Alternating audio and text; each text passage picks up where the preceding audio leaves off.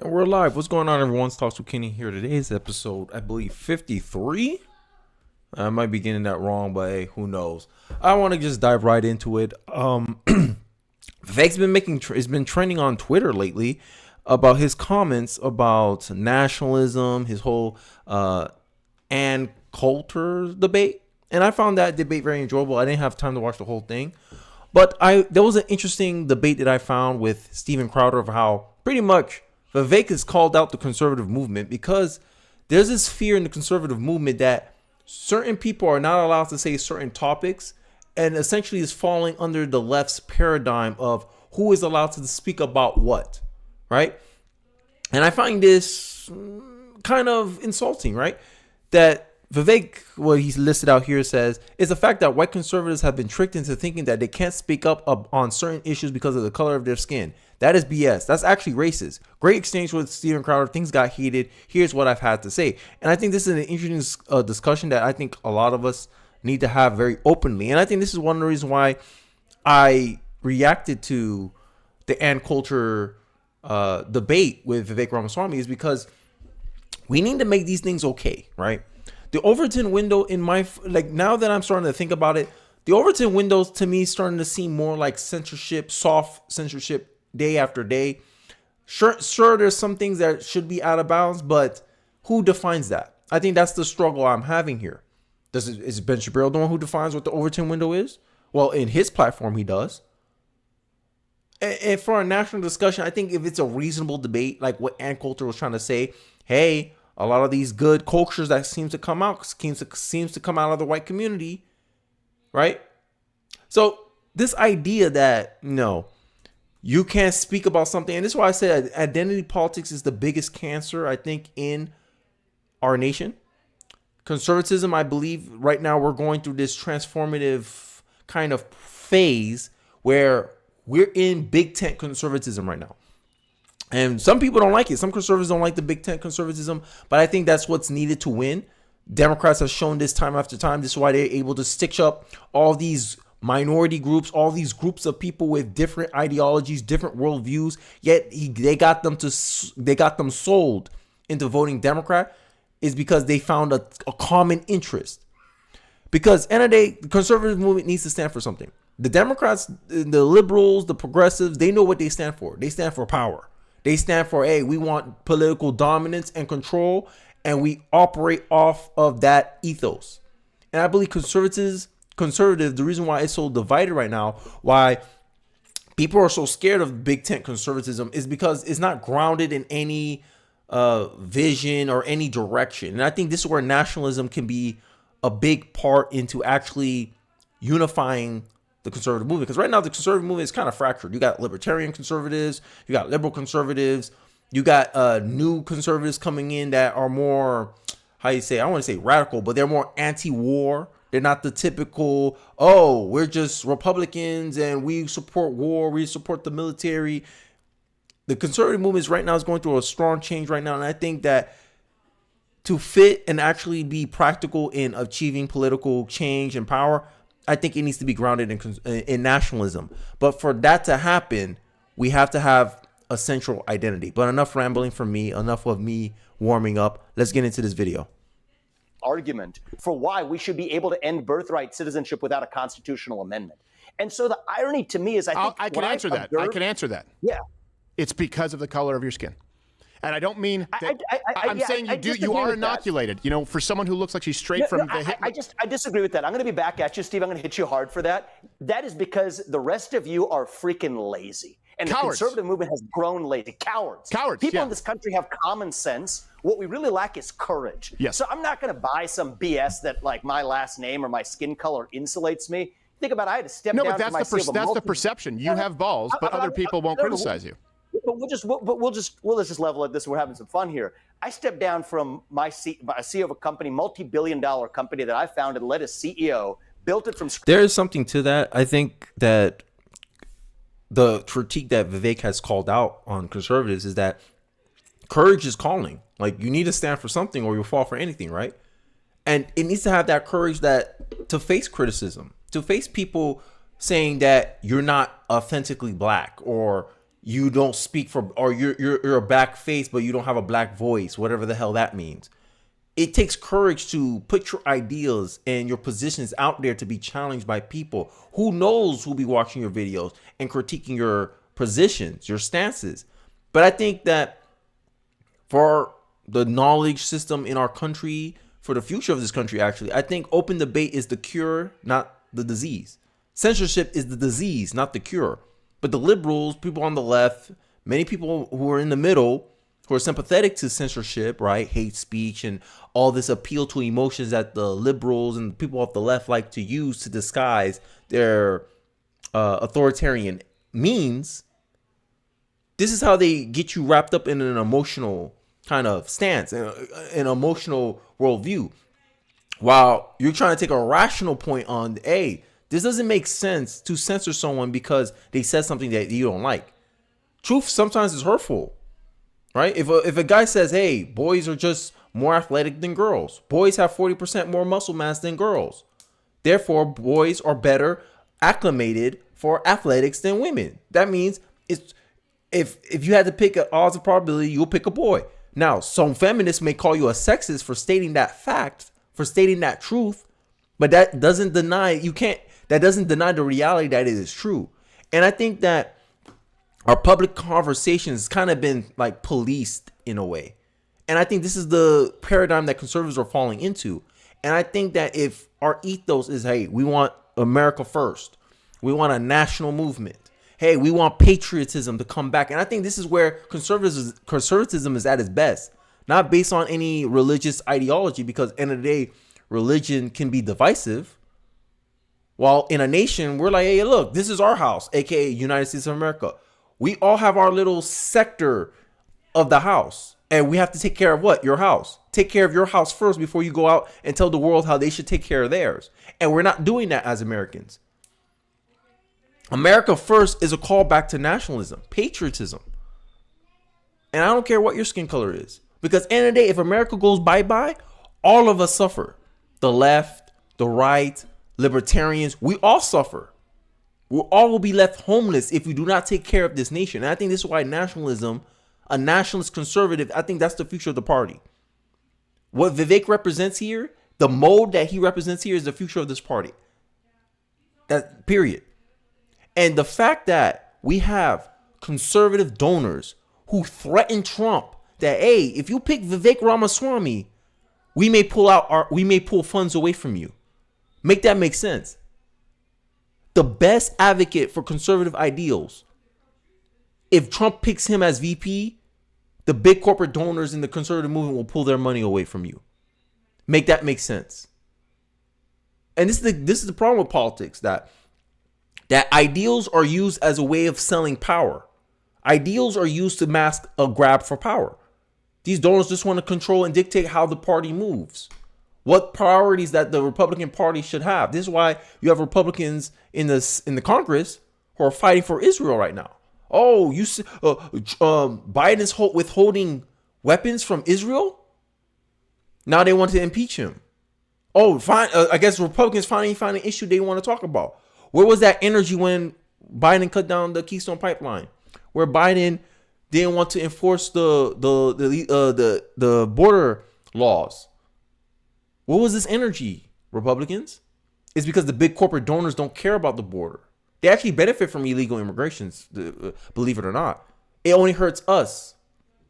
And this is why both parties kind of are threatened by this populism that is what Trump represents. Because Trump is a populist, a nationalist populist. Because you care about the population. You don't care about what the elites think.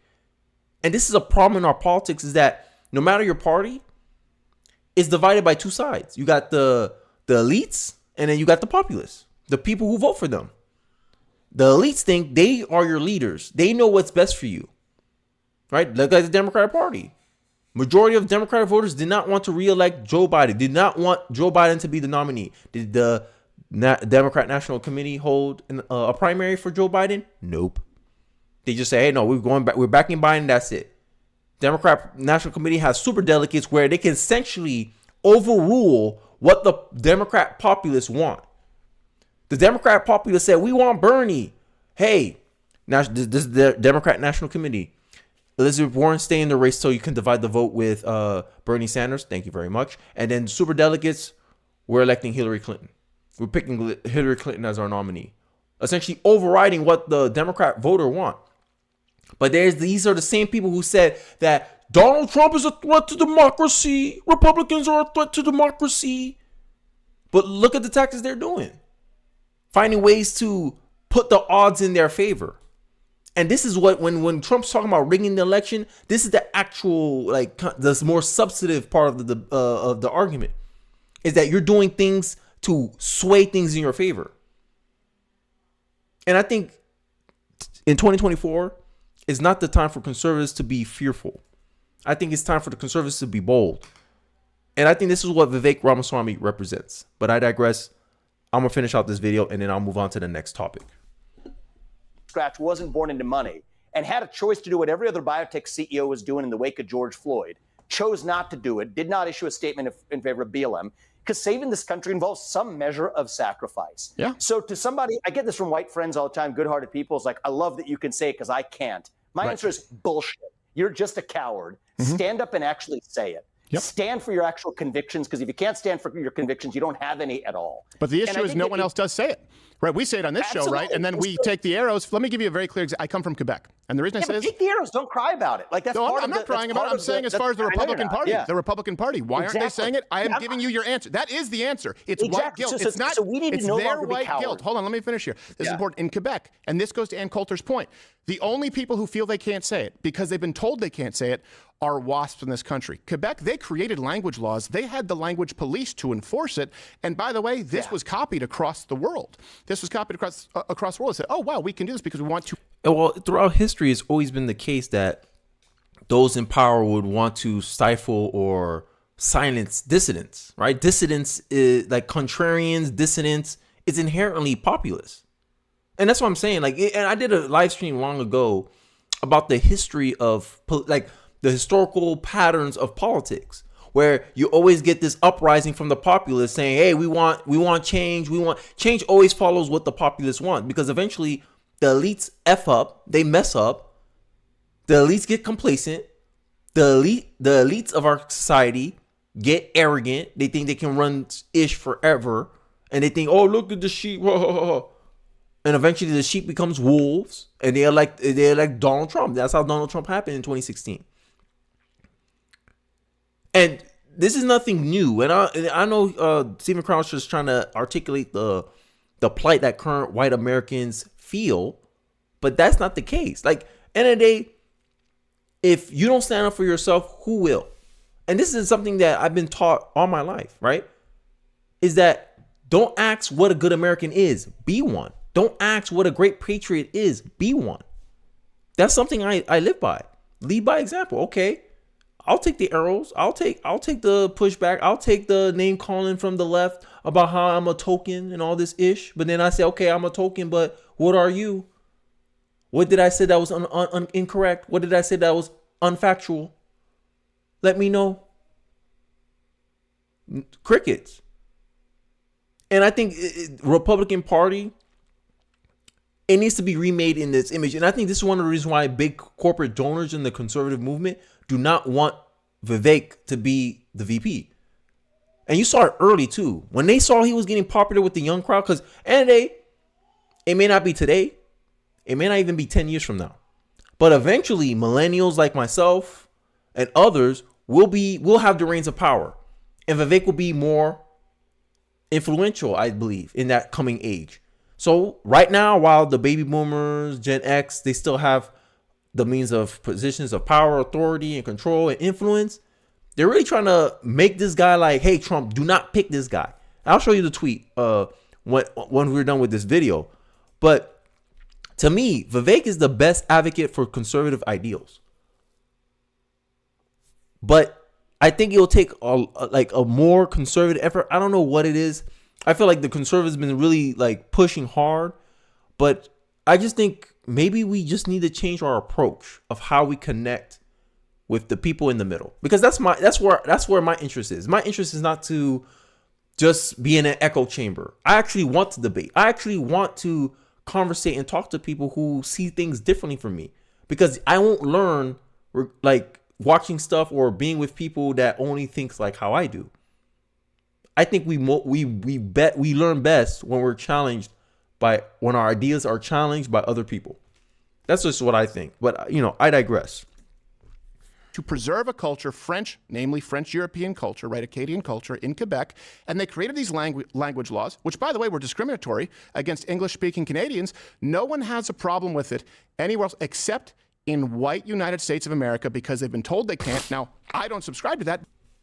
And as a caveat to another insight to Stephen Crowder is the fact that white liberals are the only group of people in America that have a negative bias against their own group.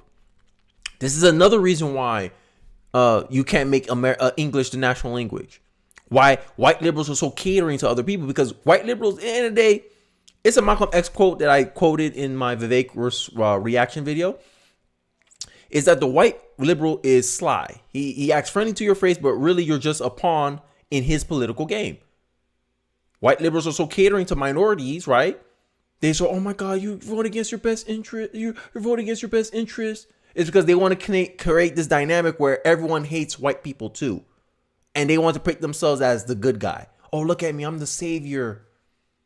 I saw the injustice and I stood up for people who couldn't stand up for themselves. The perception. That's the perception that white liberals kind of play in their head. This is what I'm assuming based on my life experience, based on how I interacted with white liberals in my life. Most of this come from liberal women, by the way.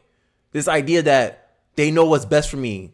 When I complain about the condescending liberal, I'm not talking about a liberal man. Sorry, I'm talking about a liberal woman. Liberal women, bad reputation in my eyes. I haven't met one yet that has proven me wrong. Sorry, not sorry. I'm being honest. My wife's maid of honor. She's a feminist. I debate her all the time. We talk all the time. We just see things differently, right? She don't like my wife's lifestyle currently, right? We just see things differently. But this intolerance from the left, censorship, them grasping for means of power, is a point where I think that conservatives might have to try to play the same game. Not to the same extent, but almost to the point where, hey, we have to seek power now. We have to seek these positions of authority. We have to play the long game like they played the long game, right? Communists, the 48 laws of communism, right? He who has the children has the future. And as a conservative, I think we could do a silent revolution. We don't need to be like, oh, we don't need to change legislation. We still do that though. But in our back pocket, we'll just be like, okay, F it. We'll make a financial sacrifice so we can homeschool all our kids. Because end of the day, most kids that's being born today are being born to conservative or Republican parents. Republicans couples are having more kids than liberal couples. So eventually, if we maintain this pace, given a long enough time horizon, the future is conservative. But if you let liberals control education, teaching kids that, oh, because you're a white American, you can't talk about criminal justice. Because you're a white American, you can't talk about racism. If you disagree with a black person on racism, you're a racist.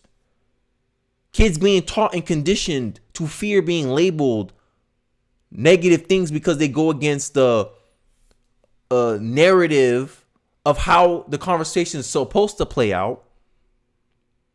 It doesn't matter how many kids you have. And this is my point too, and this is why I agree so heavily with Vivek on my reaction video, is that Vivek pointed out the core root of the problem. Marriage, why divorce rates are so high, why dating is atrocious in 2024. Sorry, Gen Z men and women. It's because of culture.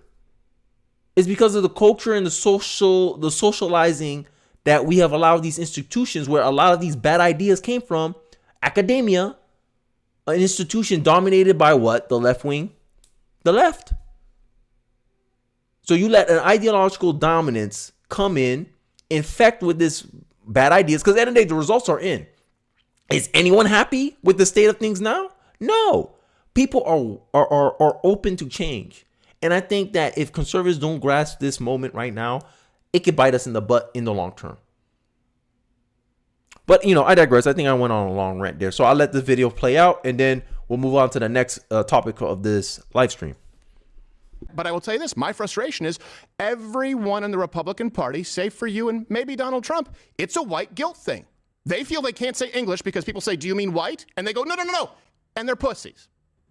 Yeah, absolutely. You want to know what the one nation is that's spoken in other countries? Loan language is spoken in India. It's English. Yeah. So why should we worry about that in the United States of America when actually they call it colonization, right? Colonization, whatever, right?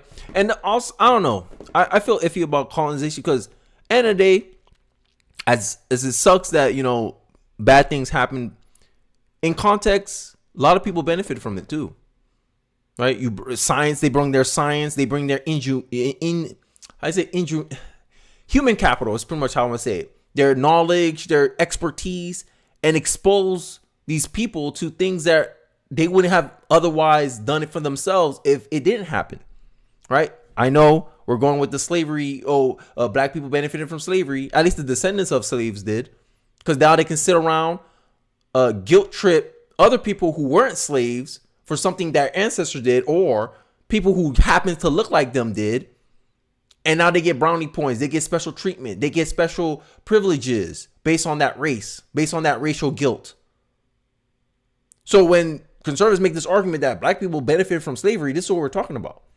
Descendants of slaves benefit from slavery because they get to use their history that they didn't have to go through the personal pain of slavery or the actual struggles of slavery. All they got to do is piggyback off the struggle of their ancestors, reap all the benefits of their struggle, and then double dip and ask for, I want the reparations my ancestors never got because you never gave it to them, therefore I should get it. How convenient.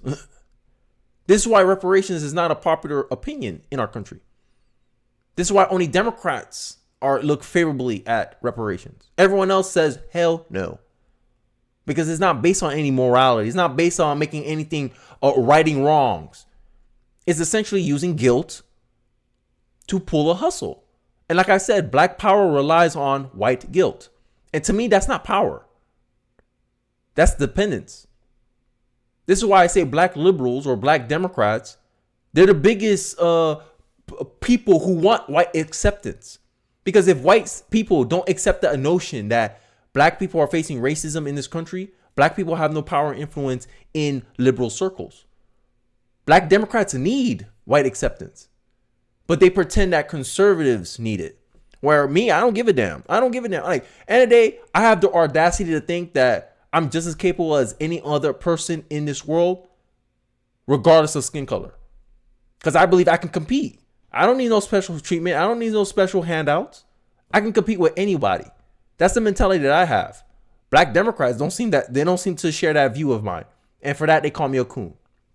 Because I don't believe that they need help getting into Ivy League colleges. But they sit here and say, oh no, black people will never get any success if it wasn't for affirmative action. But then when you look at the data, if you look at the historical evidence, you saw that black college students' dropout rates increased after they instituted affirmative action. More black students started dropping out because of affirmative action, causing negative effects on the outcomes of black students. Martin Luther King was a third-generation college graduate. Nowadays, if a black kid graduates college, he's screaming, I'm the first person to graduate in my family. How that happened? Before 1960s, third-generation college graduates. After 1960s, people bragging about, I'm the first college graduate out of my family. Affirmative action. Setting you up for failure. Welfare state. The incentives change. And this is what we're talking about. What are the incentives? Show me the incentives, I'll show you the outcome. If I reward you for doing a certain outcome, I'm conditioning you to continue doing that outcome. Hey, if I give you tax benefits from being a head of household, aka a tax status exclusively for single parents or single mothers, sorry, I had to correct myself. Right? If I was making the money I was making and I could file as a head of household, bruh, you get so much tax dollars back. Essentially, I have people questioning, yo, why did I get married? I don't get no special tax breaks for being married. All they did was put two single people and put them together. We don't get any special tax breaks for being married. It's just make it easier for us to file taxes. While if you're a single mom, you make a decent amount of income and you put head of household, whatever that designation is, you get more tax write-offs.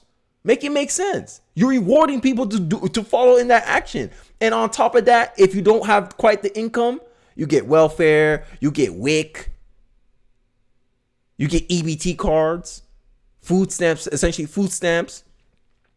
This is the incentive you create. And then don't be surprised when people choose to go down that path more often. But there's a cost, there's a trade-off. And this is something that in politics, this is the boring part of politics. Trade-offs. In politics, there's two things. There's the desirable policies and the feasible policies. What's desirable? Tax the rich. Use the revenue that the rich is going to generate and give it to the poor. We'll be having free healthcare, right? Free healthcare. What else y'all want? Student loan forgiveness. We'll be able to pay for wars overseas. And we get to pay border security. All we got to do is tax the rich. And the rich got to pay their fair share.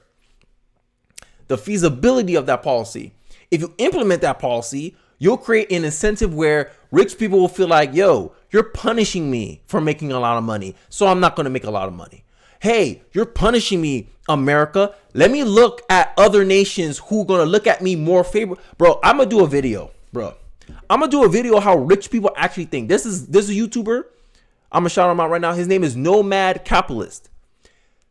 Imagine the mindset that this guy had. This guy, he was a successful businessman. He never went to school. And he looked at America. He's like, yo, America is a dying brand. That's what he calls it. That's what he says. It's not me. This is what a millionaire YouTuber going by the name of Nomad Capitalist, this is what he says. America is a dying brand living off the legacy of its past. Craziness. So you're resting on the past glory of America, sitting here demanding, oh, we're going to tax you 90%. Rich people going to look at you, 90%? That's cute. Georgia country, here I come. Spain, Portugal looking real good right now. Hey, El Salvador, hey, let me see. What do I need to get a visa or a citizenship there? And rich people leave. God forbid they leave, right? And they say, I'm going to revoke my American citizenship. Now you have no claim to their taxes. Now your taxes had a shortfall because then you find out that 60% of the taxes come from the top 1% of taxpayers, aka the ultra rich. But I thought the rich didn't pay their fair share. Make it make sense. The top half of the American taxpayers are paying all the taxes.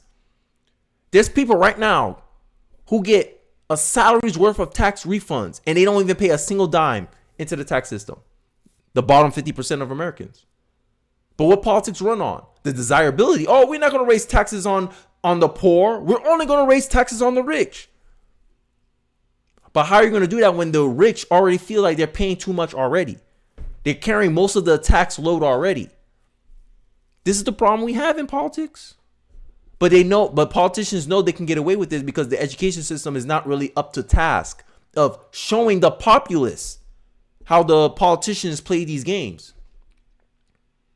If our education system was better, it'll teach the populace that, hey, there's no perfect solutions, only trade-offs. There's no perfect policies, only trade-offs. What trade-offs are you willing to make? That's what an actual education system will teach you. But that's not what we have today in our school system. We got a bureaucrat-ran education system ran by Democrats, surprisingly, right? Department of Education, look it up.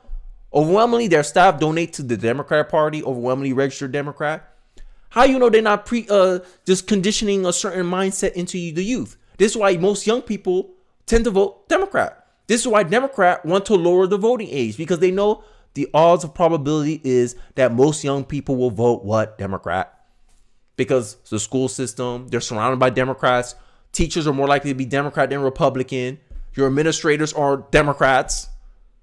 The superintendent, likely a Democrat. As you keep going, the further you go into government, the more Democrat it becomes, surprisingly. Washington, D.C.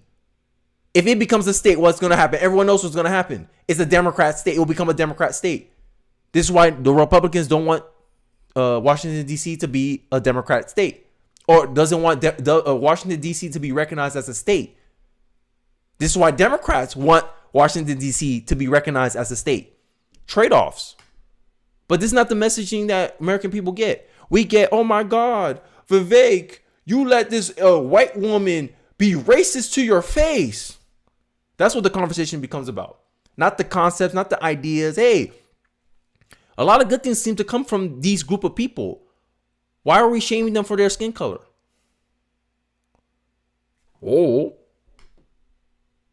And this is the kind of the conversation that we all get caught up in. But I stayed longer on this video than I wanted to, so I'll let the last 17 seconds play out. Shout out to 22 Guru. I appreciate it. He's watching from Michigan, and he's waiting for the coronal mass injection. Spitting facts as usual, Kenny. I appreciate that, bro. Let's finish off this video. That creates coherence in our nation. And so here's what I'll say is, no excuses for anybody anymore. If you have your own convictions, speak your mind in the open, actually start standing for it. Don't assume it's somebody else's responsibility, and don't make excuses for yourself for not doing it either. Hey, man. Why am I the only person who... Why is Vivek the only person with some courage, bro? But then they say, oh, Vivek's a snake. I don't trust him. Like, make it make sense. So now, I'm going to speak kind of bliss through this, but Joe Biden recently got challenged, you know. Like, I want to show you guys some stuff because, you know. Oh, I just did a print screen. Democrat economist who warned Biden of inflation in 2021 sounds alarm again. Markets could crash. Now, as you know, Joe Biden's been taking L's this week. All right, I just showed you a poll how most Americans, I think it was independents, view Biden more a threat to democracy than Trump. And that's the thing that Joe Biden's running on. Imagine that. The thing you're running on, Joe Biden.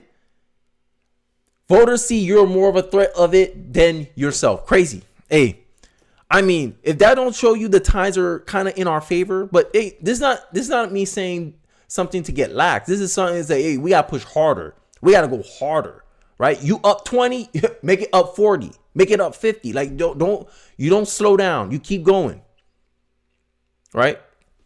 Because Democrat economist Larry Summers, who repeatedly warned Joe Biden in 2021 that his reckless government spending would lead to a serious inflationary crisis.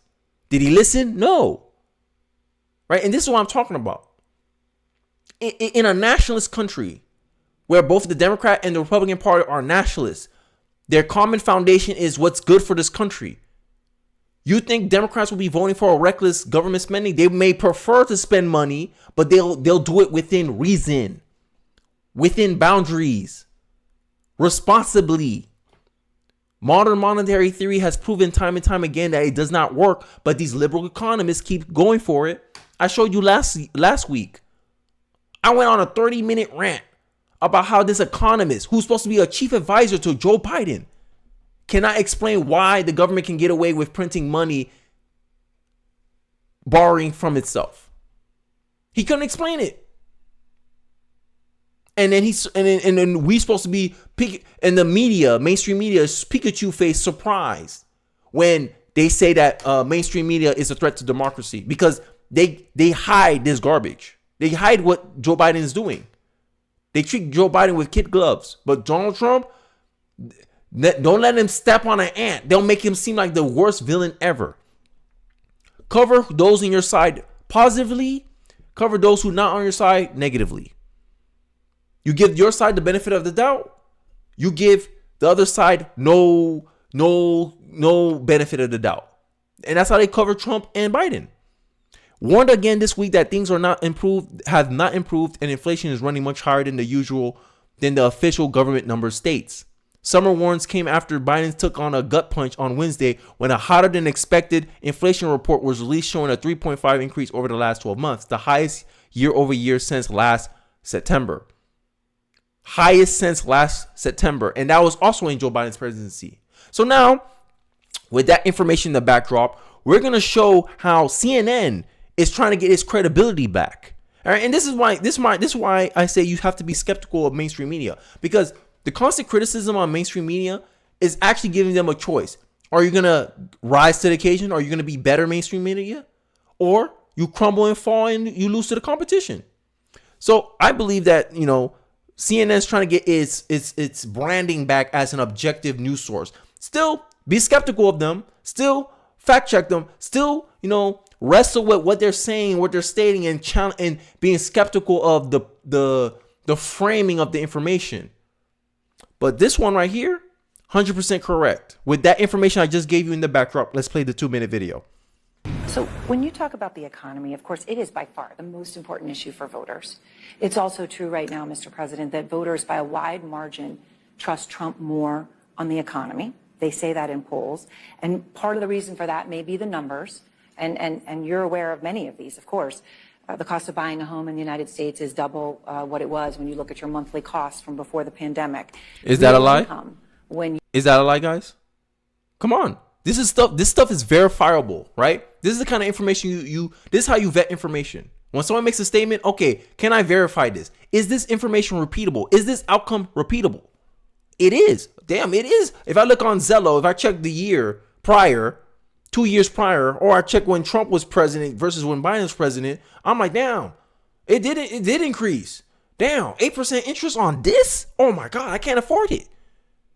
Interest rate. Why interest rates so high? Oh, the Federal Reserve has to raise interest rates to combat inflation. Why we have inflation? Because we spend so much money. Thank you, Inflation Reduction Act, which only gave us short-term relief and it caused a long-term pain.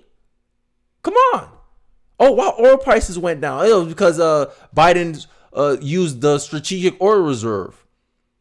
Another reason why oil is down is the fact that we put sanctions on Russia. Russia's selling their oil cheap to India and China, and then we're getting the workaround is filtering itself back to us, and that's how we're getting cheap gas prices right now. But it's still increasing. It's still more expensive compared to 2022. But what Joe Biden did is Joe Biden's going to acknowledge this and says, yeah, I could do better. Here's are my policies. Here's how I'm changing my approach to get a better outcome for Americans. Because this is what happens if we had a nationalist, regardless of party. This is what I'm talking about. We need a common world view as a nation. Because right now we got the Democratic Party that's only about themselves. Half of the Republican Party about themselves. And the other half of the Republican Party about the populace, which is the populism and American first type of people, right? All you have to do is look at the voting for the foreign aid package they passed last. I think it was like 112 Republicans said no and 100 said yes. That's almost half the party. And this is what we're talking about. And what he's gonna say? What is Joe Biden gonna take responsibility, guys?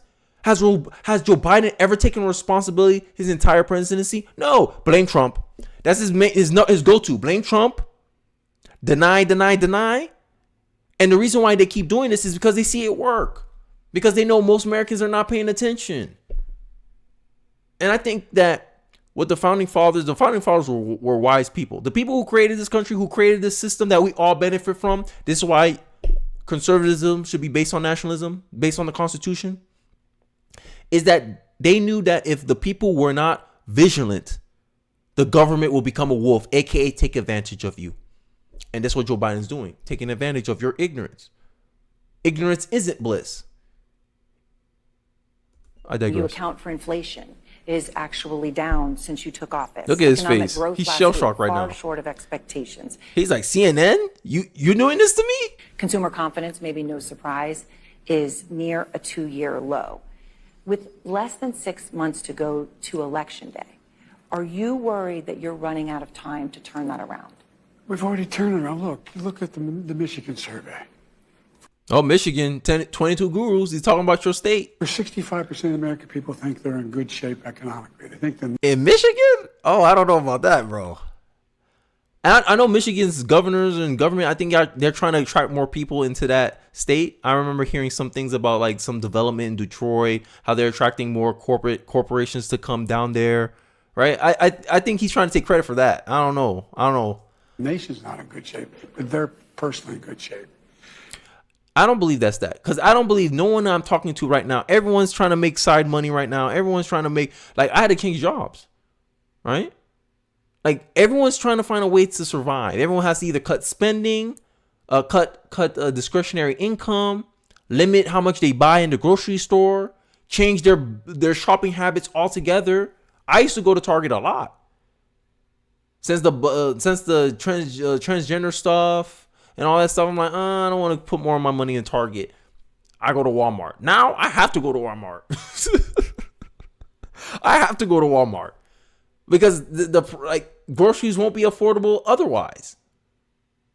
Right? And the people, and this is the funny part, and this is how out of touch the Democratic Party is, because you saw during when Biden was bragging about how he got $76 million fundraising off of a bunch of rich Hollywood actors and news people and comedians, the celebrity class of America.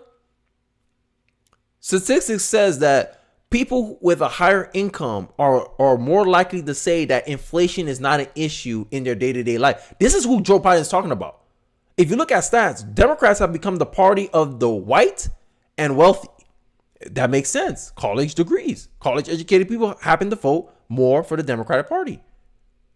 And on average, there's a correlation that people with college degrees tend to make more money than people without a college degree. I think that's due to gatekeeping opportunities based on the college degree, aka, hey, if you're not part of our club, I'm not going to hire you. I'm not even going to give you a chance to interview for the job. That's essentially what the college degree has become. It has become a certified kind of a social order like the Illuminati. Oh, you're not educated? I don't want to hire you. And you know what we already know about colleges. Colleges are ideologically dominated by the left. So you get conditioned. You get essentially brainwashed into left-wing ideology. Your sentiments becomes more, I guess, primed for leftist thought, leftist ideals, the leftist worldview.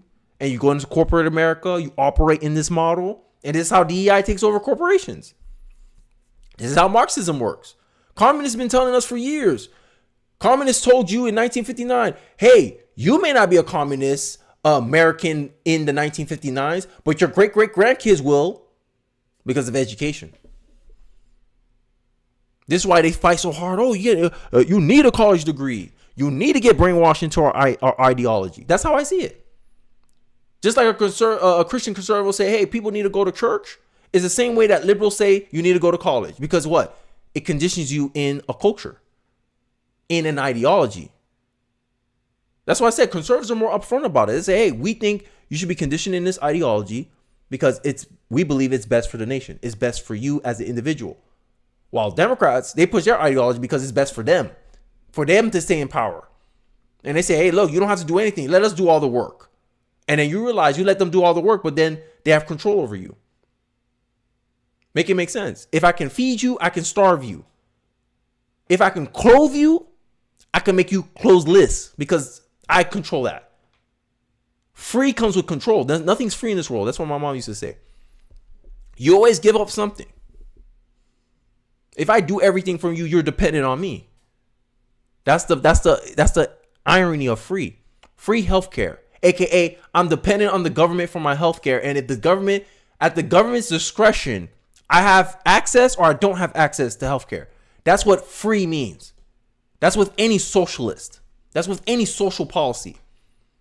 And the difference between a socialist and a capitalist is hey, I'm more trusting of my interest and someone else's interest. Hey, you want to make money? I want to make money. You got to sell me a good product. Because if you don't sell me a good product, it'll hurt your pockets. And I lose out on this product. It's a win-win. That's why I'm a capitalist. That's why I like capitalism. Socialists, we pretend that we're doing this for your greater good. We're pretending we're trying to be fair and all this stuff, but we just want to control everything. We want to manage everything. We want to administrate everything because if we administrate it, if we manage it, that means we control it and we get to dictate who gets it, who don't get it, how much you get it, how little you get it. That's what socialism is. That's why I said socialism is about force and control. It's always been that way. That's in the center of every centralized planner, every centralized philosophy or political ideology. This is why we like small government. Hey, we want to give you some centralizing power, but it can't be overreaching. And that's what Biden's trying to do right here. But I digress. He's going to keep gaslighting us and telling us how, we don't know what we're talking about. We're exaggerating everything because we're not rich like his donors. That's crazy stat. When I saw that stat, I was like, yeah, these are Democrats. The richer you are, the less likely you are to say that inflation is a problem. Of course. That's why I said that poor people, which is majority white, by the way. But this is why that's why I tell black people, y'all can't afford y'all can't afford Biden right now. Y'all can't afford to vote for Biden. Because the way that Biden's spending money, the way Biden's going right now, he's chilling right now because he's trying to win the election. But if you reelect this guy, you're giving him an incentive. You're giving him a thumbs up that everything he's been doing so far was fine. Keep going. And if he keeps going, we're going to keep getting more inflation, more crime, more immigrants, more putting you last. I'm talking about the black Chicagoans. I'm talking about people in Philly who are losing their schools. They're losing access to their public facilities because they got to house the immigrants, the illegal immigrants. They gotta stop your kid from dribbling the basketball in YMCA because they need to make that a shelter for the illegal immigrants. That's what you're gonna reward with your vote. Because at the end of the day, politicians only follow incentives. If you reward a politician with your vote, if you reward Joe Biden with your vote, you're saying you want more inflation. You're saying you want more government spending. You want more American last policies. This is the case. Because at the end of the day, politicians don't care about how much you gripe. Oh, I'm still gonna vote for Biden, but the only reason I'm voting for you, Biden, is because you're a Democrat. Biden don't care about that. He's just like, hey, as long as I get the outcome that I want, hey, I'm still president. I don't care what you complaining about. You gave me what I want. That's what I'm saying. Hey, look, I'm not telling you how to vote, but at this point, what's the trade-off? You get mean tweets, but you get a good economy, right? You actually get a president that's looking out for your interest as a citizen versus the other guy. He says everything you want to hear. He talks presidential. He talks nice. He ain't gonna say nothing mean. He's not gonna make you feel uncomfortable with what he says. Everyone likes him. But he has a policy that's actively making your life harder day by day, making it harder for you to make ends meet. My question is, what's the trade-off? What is the trade-off, America? I digress. Let's hear him gaslight us for another minute and 30 seconds. The polling data has been wrong all along. How many, you guys do a poll with CNN, how many folks you have to call to get one response? The idea that we're in a situation where things are so bad, the folks that, we've created more jobs. We're in a situation where people... There's some claims, and I know I'm starting to look into this. I haven't verified myself, but maybe someone can tell me in the comment section or in the chat that Biden has been increasing government jobs, public sector jobs. Government jobs is not actual job growth. I think this is them playing with the numbers, playing with statistics, right? Facts, right? The facts is, hey, look, we have record job growth. Okay, but what is the quality of that job growth? Oh, 25% of jobs created over the last few months are government jobs. So you're using taxpayer money. So you're taking taxes out of the private sector, which generates money, and then you use that generated money to bring up more government jobs, which means you're not producing anything. All you're doing is redistributing the wealth, redistributing the tax revenue.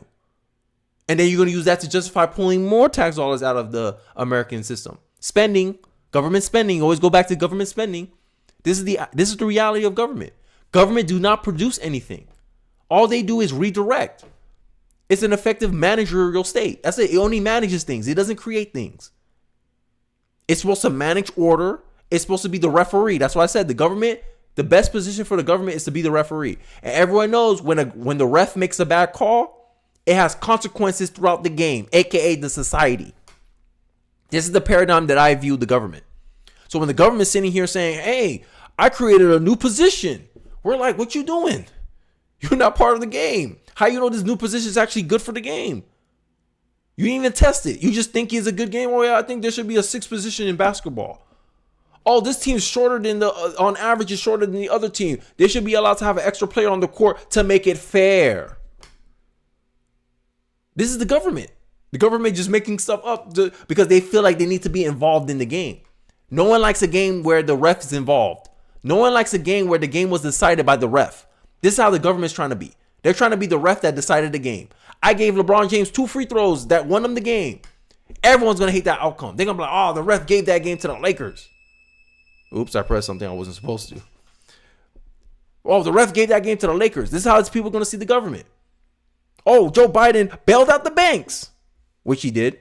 Obama bailed out the banks. Oh, too big to fail. Who made that distinction? This is what I'm talking about. The government suffered no bad consequences for making bad decisions. This is why the worst thing the government can say, Ronald Reagan, shout out to you, is I'm here to help. Because when they help, they tend to make problems worse because they don't have a deep understanding of actually how these things come about in the first place or the purpose of them. I digress. Have access to good paying jobs. And the last I saw, the combination of the inflation, the cost of inflation, all those things, that's really worrisome to people with good reason. That's why I'm working very hard to bring the cost of rentals down, to increase the number of homes that are available. Increase the number of homes how? By building them using tax dollars? All you're doing is like extracting more resources. If there's $100 that's being taxed, right? And the government takes $30 and then it uses that $30 to create more jobs to fluff up his numbers, there's less money that's going around for other stuff, like the roads, like infrastructure. And then they go, we don't have enough money. We need to tax the rich more. We need to tax people more. Extraction. All you're doing is playing a game up here. You're just trying to look good and actually instead of trying to actually be good. And that's the problem we have in our government. And I said this last stream too, with the El Salvador president. Our politicians don't care about how their legacy will be viewed. All they care about is, hey, did my family get rich? Did I get power? That's all I care about. I don't care when I die what people in the future are going to say about me. And this is the problem in our politics. And this is the reason why I want nationalism. I want some type of social fabric that unifies everyone, regardless of your ideology, regardless of your religion, regardless of how you see the world, your gender, or your skin color. We have a common interest, aka the United States. Hey, we want to preserve the United States as being the #1 country. We want America to continue being a country where it attracts people to want to come here. We want to attract the best people to continue coming here, not being labeled as a legacy dying brand by nomadic capitalists who don't anchor themselves in one country. We want to attract the disruptors, not push them away. And Biden is helping creating this negative brand. Look at New York. New York single-handedly destroyed their whole state's economy. Businesses don't want to do businesses there no more because of what they do under Trump. Cutting their nose to spite their face. We want to get Trump now. Short-term benefit, long-term pain. No one wants to do business in New York because if you cross the wrong government official in New York, he can come after you for fraud because they think you defrauded the bank even though you paid the bank back based on the agreed upon amount. Make it make sense. This is the Democratic Party. I digress. And I think the reason why it's such a big problem with Democrats is because the mainstream media covers for their ass. So I almost cursed. Covers their butt. They cover for them. And what they say, show me the incentives, I'll show you the outcome. If my son does something bad and every time he does something bad, I cover it up, he's just going to become what? More emboldened. But I digress. Let me say it this way. When I started this administration, people were saying there's going to be a collapse of the economy. We have the strongest economy in the world. Let me say it again. That's not much of an understatement. Although GDP last week was far short of expectations. Oh, it wasn't. Look, GDP is still growing. Look at the response of the markets. Overwhelmingly positive. Overwhelmingly positive. And one of the reasons why people feel good about it not being as strong as it was before is they believe that the Fed's going to respond. They hope they're going to get a rate cut. Exactly. It's based on something that the government's going to do. Are you going to cut the rates? Okay, well, of course we're going to, because if you make money cheaper to borrow, people can get to expand their businesses and actually produce more. But the rates are so high, people are going to be more like stingy with how much they want to spend their money. So even then, your policy is playing a big part on that because you have two conflicting. Joe Biden's trying to chase two horses. He's trying to keep inflation down and he's trying to cut the rates. When he cuts the rates or he keeps the rates the same, inflation continues to wreck his administration's A. I digress. Yeah. Well, so, but I mean, no president's had the run we've had in terms of creating jobs and bringing down inflation. It was 9% when I came to office. 9%. I don't remember inflation being 9%. I remember your administration, Joe Biden, having the highest record in 40 years, the highest inflation in 40 years. So that means you made inflation more than 9%, Joe Biden? Is that what you're telling me? Because I don't think inflation was 9% when you came into office. I don't remember that. It must have been Bush. I don't remember that. He must be getting his dates wrong. I don't remember that at all. Baffling to me. It's baffling. I'm just shocked right now, man. I can't believe the stuff I heard. Right. So I want to go back to my topic of Vivek and how old guard conservatism, because at the end of the day, this is about conservatives, right? And I want to end the stream off with this tweet. There's been a lot of bad information reporting regarding Trump's VP pick and how Vivek has been in the running, which is not true. Has not been in the running. However, there was a report given cadence to is this one. Why? During Vivek's campaign on numerous occasions, he talked about how he had a magnitude of big money donors approach him, expressing interest in donating money, but only if he stayed quiet about a certain issue. He refused. Vivek knowingly turned away money because he did not want to compromise on principles. Conservatives, we must stand for something, right? Like so many others do for money, and what he knew was the right thing, to do. That's why this story has merit. That's also why Vivek is still the best choice for VP.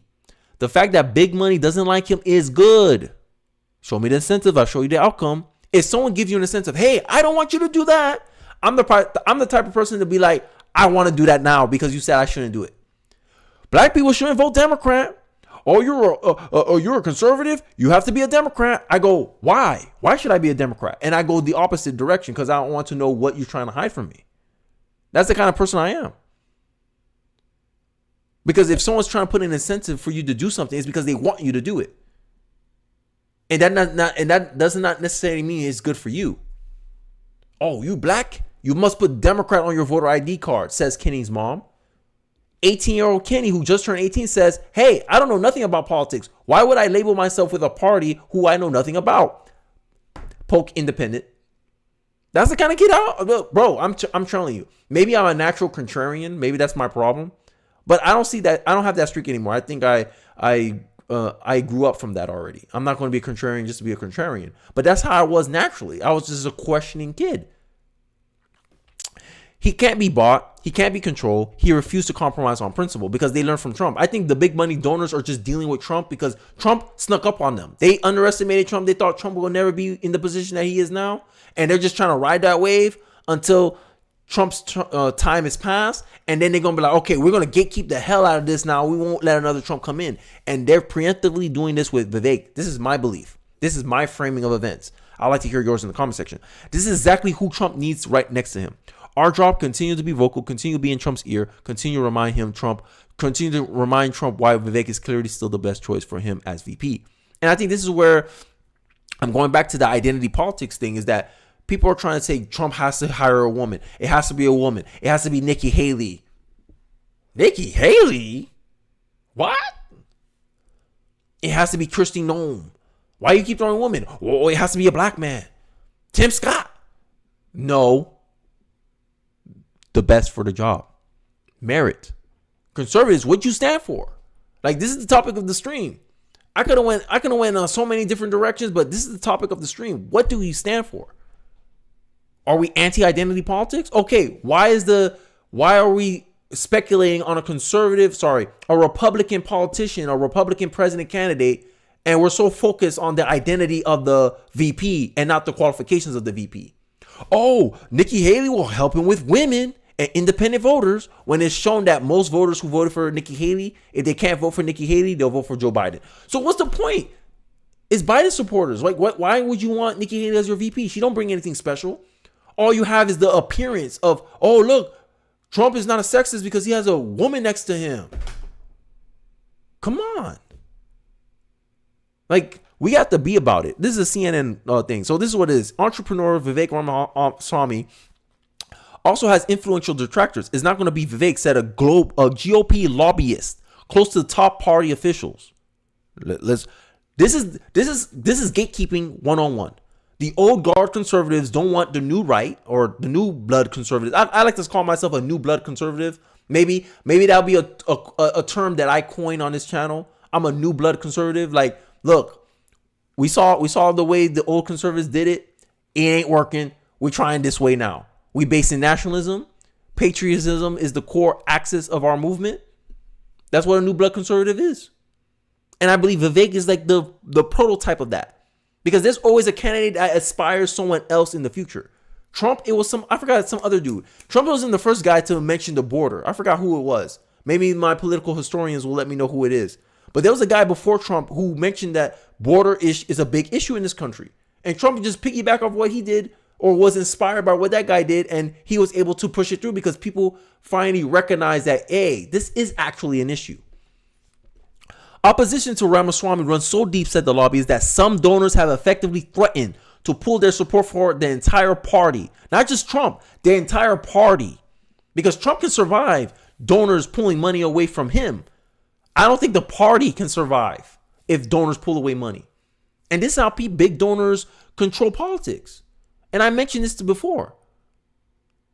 If the former party's contender is Trump's VP pick, for some Republican National Committee aides, the message on Vivek Ramaswamy was donors is that the donor said, good Lord, if it's him, I'm out. Wow. In my view, the best speaker, the best advocate for conservative principles, and you don't want him as VP? Why? Why is that? Why you don't want him to be VP? Because they don't want him to be, because everyone knows whoever Trump picks for VP will probably be the favorite for next election. They don't want it to be Vivek Ramaswamy. I remember when he hit the scene, they didn't like him. They didn't want to give him no airtime. Then that first debate came, there's like, oh shoot, this is flashback to 2015 Trump. We can't let it happen again. And this is the system trying to protect itself, right? Really, this is the establishment. This is old guard. This is how it always is. The old always tries to stay. It's typical as conservatives, right? You want to protect tradition. You want to protect institutions. But sometimes, as a conservative, it's also the duty of the young conservative to bring reform. Hey, we need to reform. We're not saying to destroy the institution, but the institution itself needs to adjust of how it does things. I believe that's also a conservative ideal. It can't just be, well, we need to conserve. No, I think conservatism is also based on reform, reevaluating. Hey, let's understand why this institution was there. Let's see if this institution is still needed. If it's still needed, see if it needs some adjustments. I think that's conservatism. Liberals come in and be like, I don't know what this fence is here for, but it's in my way for something I think is better. And then you find out, oh, that fence was sitting here protecting us from the Ebonic plague or something. And we just lost the knowledge, right? The typical game. A conservative, before they move something, they want to understand why it was there in the first place. A liberal just wants it to move it out of the way so he can try his new harebrained idea. That's the difference between a liberal and a conservative. But liberals like to paint themselves as, oh, we're revolutionaries. We're innovators. Last time I checked, innovators have a lot of bad ideas. 80% of new ideas are bad. It's rare for the innovator to actually make it, right? But old ideas, they withstood the test of time. There once was a new idea. And that new idea gave beneficial results for society, and the society adopted it so they continue benefiting from those good results. That's what conservatism is based on. The tried and true, time-tested ideas. This is why you protect tradition. But sometimes people leverage these institutions or their position of power, and this is what the donors are doing today.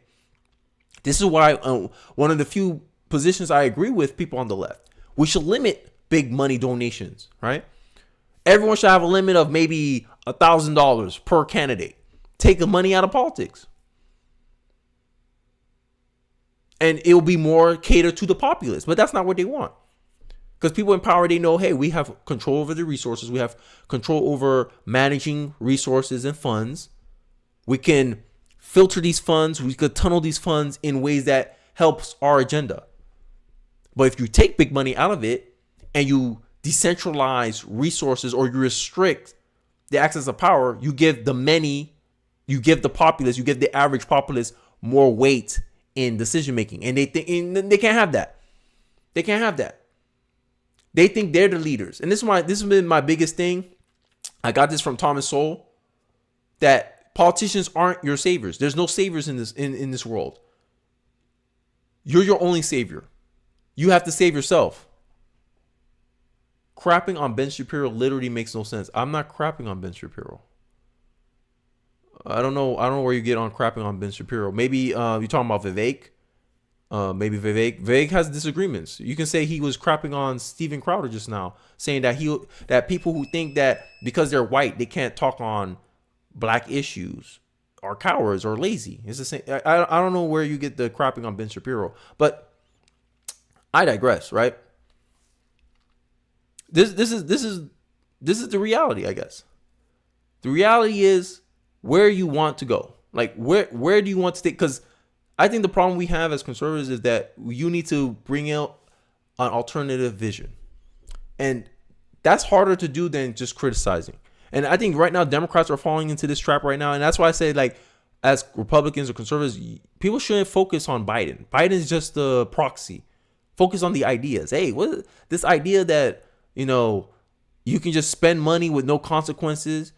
The idea that Biden is stuck between two rock and a hard place. He wants to cool inflation, but to cool inflation, he has to raise rates. But that's hurting the economy, which might make us crash the market, like I stated here. Right? Democrat economists who warned Biden of inflation in 2021 makes a sound alarm again. Says, hey, markets could crash. And Biden's sitting here telling you, oh, look, we're doing good. Look, we have record number of jobs. You mean the one that you recovered from COVID? You mean the one that you're like 25% of those jobs are government jobs? Effectively, you're creating jobs based on taxpayers' money? I don't know how you're bragging about that, young dog, big dog. I don't know how you're bragging about that. So I know I wanted to end this video, but I feel like this is a video people need to see. There's a guy called Winston Marshall. Nancy Pelosi did what I had to say. Did not like what I had to say. Populism is not a threat to democracy. Democrat elites like her are. I agree. I mean, I just like 2 days ago, I just did a video how I asked the question, are liberals a threat to, or the real threat to democracy? I showed you how most of mainstream media is liberal dominated, right? They cover the news unfavorably. There was also a poll that came out that many Americans see mainstream media as a threat to democracy. And I made the argument that the reason why mainstream media is a threat to democracy is that they cover for the Democrats. They don't push back on the Democrats. When the Democrats make a lie, like saying that when Joe Biden came into office, inflation was at 9%, when I don't remember inflation being 9%. And if it was 9%, Joe Biden, you had the highest inflation rate in 40 years. That means you grew inflation. If I were to believe your stance that Trump, you taking over the economy from Trump, inflation was at 9%. This is why big money, no one wants to take big money out of politics, because the small can control the many. Like I'm being serious when I say this. It's almost like politics of today. You got the Kennedys, right? Who else? You got the Bushes. You got the Clintons.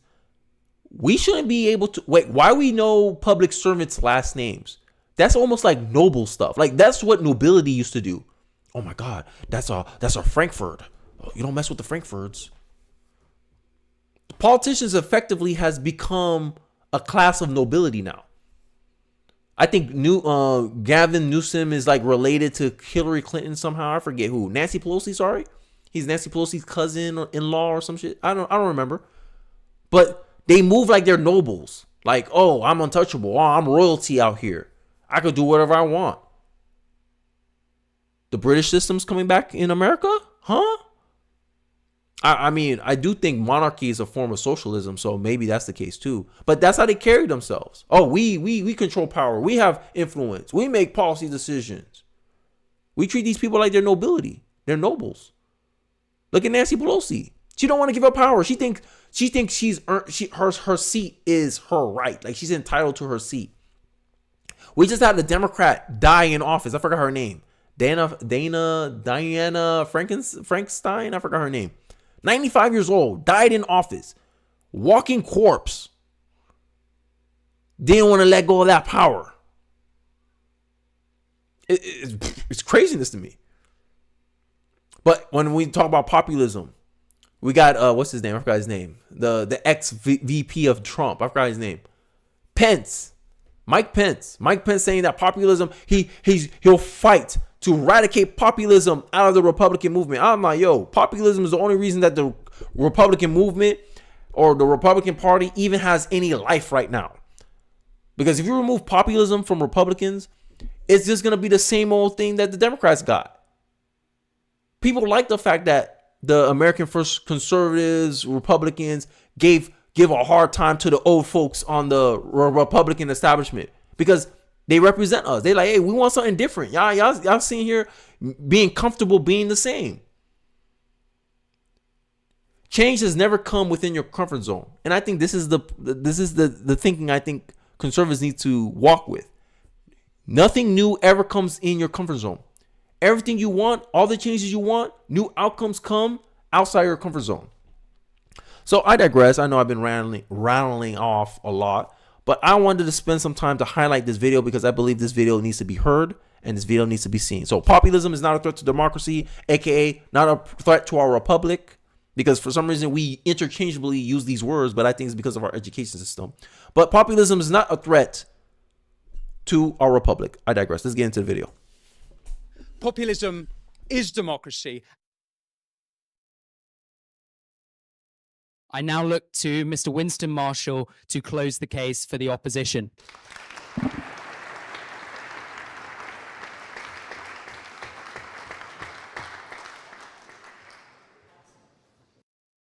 Ladies and gentlemen, Words have a tendency to change meaning. When I was a boy, woman meant someone who didn't have a cock. Populism has become a word used synonymously with racists. We've heard ethno-nationalists. Wow. With bigot. Wow. With hillbilly. Redneck. With deplorables. Woo. Woo. Elites use it to show their contempt for ordinary people. And that's the line. That's it. That's it. I can end the stream right there. Conservatives, what are you trying to conserve? I'm trying to conserve this nation, this country. But I know I can't do it by myself. It has to be with the people, right? For the people, by the people. Wait, it's of the people, for the people. I forget how it goes, but we the people, right? It's we the people. The system was catered to populism, not an elite managerial class, what we call the deep state. Not these Pelosi's of the world, not the Clintons of the world, not the Bushes of the world, not the Romneys of the world who think they're entitled to positions of government power, control, influence. This country is not made for people who with that kind of mindset. It's made for people saying, hey, yo, I think the country should go a different direction. Let me step up and serve this country in that pursuit of a better America, of a better nation, right? A more perfect union. Striving for that ideal, but who's responsible for teaching that ideal? Schools, education, our culture, our communities. But what we've been doing for the past decade, giving our responsibility to government, schools, education. The parents used to do that. Your community used to do that.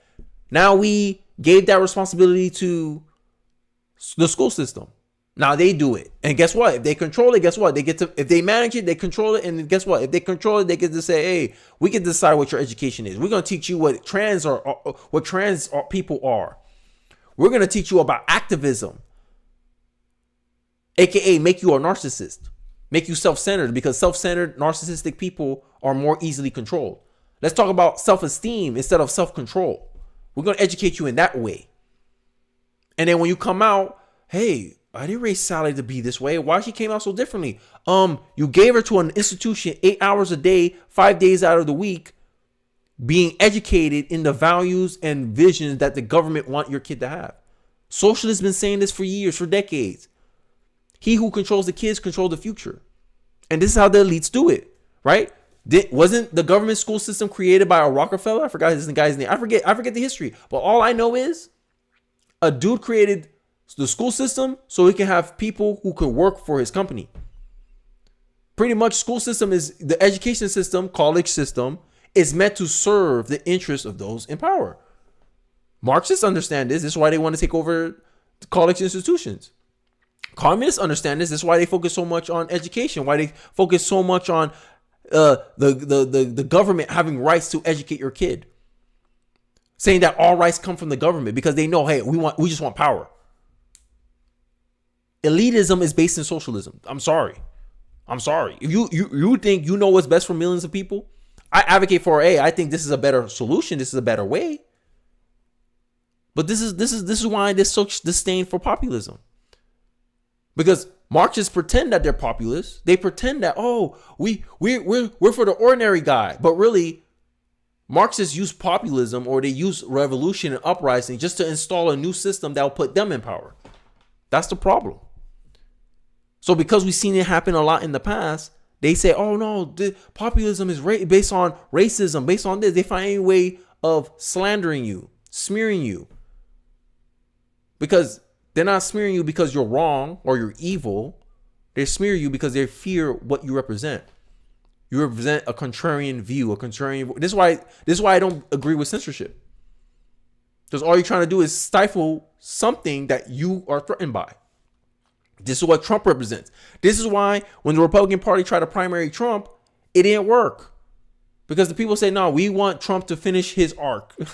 We're treating this like a reality show now. Trump needed to finish his storyline. We ain't gonna let Trump.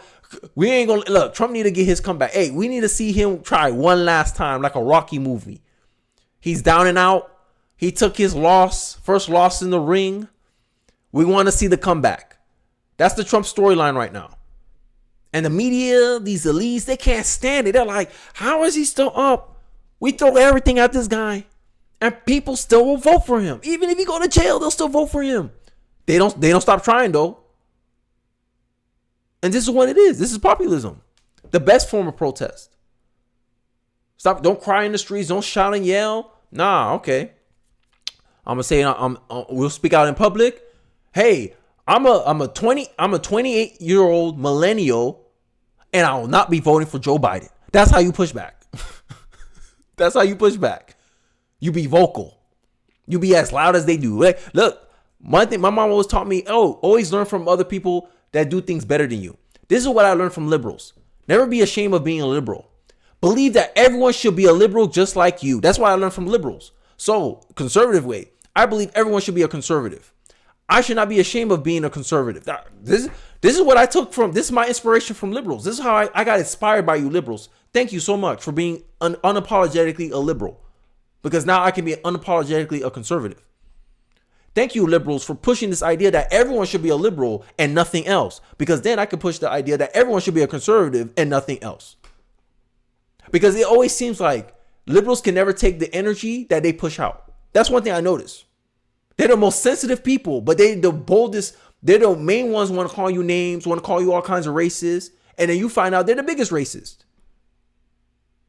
Make it make sense. How are you going to condemn white conservatives who say, hey, I don't try to focus on people's skin color. It doesn't matter your skin color. We should all be treated the same. Versus a liberal that goes, oh, based on your skin color, I'm going to dumb down my language because I think you can't comprehend higher level English. I don't think you can pass math tests because of your skin color. I think you need special assistance like a retarded child because of your skin color. I don't think you know what the word computer means, Kathy Holter. But the racist conservatives. Andrew Herbert says, Kenny, what other platforms are you on? I'm on Rumble and I'm on Twitter. I'm on Twitter. Oh, sorry. I hope don't get offended. I was just playing around. But yeah, I'm on X and I'm on Rumble. And then I'm on YouTube. But that's about it. Because if I spread myself any more thin, I ain't won't be. Look, I'm already slacking on the videos right now because I'm so busy with work. I got deadlines to make. That's why I only been able to give you guys 3 videos. But let's continue with this because I like the angle he's going with this already. This is a recent change. Not long ago, Barack Obama, while still president at the North America's Leaders Summit in June 2016, he took umbrage with the notion that Trump be called a populist. How could Trump be called a populist? He doesn't care about working people. If anything, Obama argued he was the populist. If anything, Obama argued Bernie was the populist. I already went through this. I went on like a 20-minute rant on this diatribe about how Marxists, socialists, communists, they always try to position themselves as a populist. In reality, they're not. It's a wolf in sheep's clothing tactic. They just want to utilize the revolution. They want to utilize the grievances of people and pry on that and use it for their own ends. That's what socialists, progressives, this is what liberals tend to do on the left. They tend to use people's emotions and steer it in a way where they'll get benefit, where they'll gain power. Oh, we want you to worry about abortion, even though we're destroying the country, spending all the money and letting a bunch of illegals come into the country and outpopulate you. But we care about your right to choose. And you go along with it, and then black people wonder why they're stagnant. Their population numbers are stagnant. Black people wonder why, if black conservatives had it their way and they ban abortion, the black community will be the second largest group in America after the white community. That's a lot of political power. That's a lot of voting power black community would have had. The black community wouldn't need to band with other minorities to get their way. The black vote will be respected in this country. But no, we want the right to choose. Emotional arguments, right? This is how people get taken advantage of. And Obama's literally firsthand telling you the tactic. Oh, no, I'm the populist. I represent the interests of the people. No, you don't. You're just trying to co-opt that movement like Marxists, communists always do. Use it as a way to get power. Once you gain power, boom, dictator, here you go. That's what democratic socialism is, right? You elect the tyrant instead of the tyrant just coming in with war and just taking power like the typical communist. That's the only thing that separates a communist and a socialist. A socialist, you elect them to be your dictator. A communist, they just become your dictator through force. I digress. It was Bernie who'd spent 5 decades fighting for working people. But Trump. Something curious happens. If you watch Obama's speeches after that point, more and more recently, he uses the word populist interchangeably with strongman, with authoritarian. The word changes meaning. It becomes a negative, a pejorative, a slur. To me, populism is not a dirty word.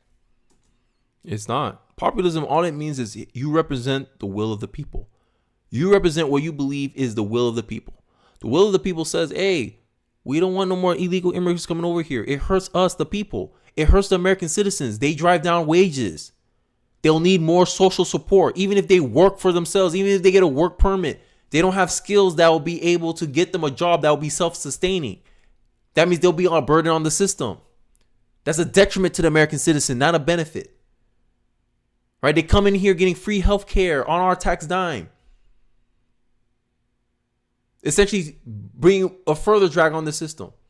Lowering our wages, competing for low-skilled jobs, which affects the poor in the American society. Populists look out for that. The populists look out for the interests of their nation. That's what a populist is. A populist puts his country, his countrymen, his citizens first.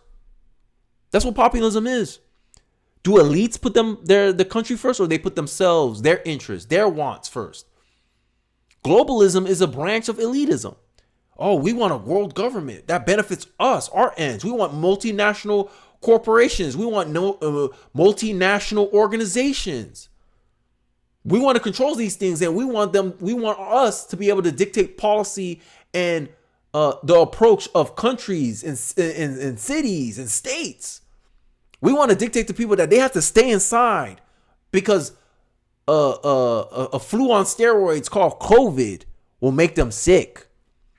We want to mandate that people get fired if they don't take the COVID shots because we believe that's what's best for the populace. Populace says, no, you don't. A populace said, hey, as the commander-in-chief, I don't believe it is my right to dictate what the will of the people want. All I want is the will of the people to have the decisions to make their choices heard. Oh, you want to be a pro-abortion state? Be one. You want to be a pro-life state? Be one. But the people have to decide for themselves. I'm not going to decide for them. I'm not an authoritarian. Populism is anti-authoritarian. I will not force you to do something. I'll persuade you. I'll try to convince you, hey, look, this is why I think it's a better idea for you to be pro-life. Look at what I just listed for the black community. Come on, black community. Come on. Black women in New York. A black baby is more likely to be aborted than born in New York City. Craziness. But I get called a coon. How is that not coonish behavior? You're literally helping in the genocide of your people. But I'm a coon because I speak on a different, because I'm pushing a different ideological view on a lot of these issues that's commonly associated with white conservatives, when really it just means conservative. We always got to put identity in front of things. We always got to label or slander or something's anti-black. Speaking facts is anti-black. Are you insinuating that black people are dumb? That black people can't understand that the differences and nuances? That black people can't understand that data doesn't prove a result, doesn't prove a narrative, it proves the results. The results are in. Hey, black people, you commit more crimes. That's something on you. You need to change. Oh, don't ask us to change the law. We got Asians following the law. We got white people following the law. We got Hispanics following the law. See, black people could play that game when it was just white and black. Now there's other groups of people and they seem to be able to follow the law, but you can't follow the law, black people? Come on. Don't look down on black folks. Don't say black folks are retarded children that can't follow the rules. Don't say that about black folks. That's racist. Oh, wait, it's not? Oh, you just understanding the plight of black people. Oh, that's what you're calling it now. Masking evil, like the liberal. That's why I say the people on the left, they made me moderate. They made me conservative because I kept seeing the hypocrisy and noticing that, yo, you just as racist as you pretend that the conservatives are. At least if I met a racist conservative, like if I met Ann Coulter, she's upfront. She's not hiding it. She's not trying to hide nothing because she don't care about she don't care if you like her or not. Liberals care about when people like them or not. That's why they so sensitive about representation and acceptance. And they pretend that white conservatives want that. Black conservatives want that. Sorry. Oh, Kenny, you begging for white acceptance?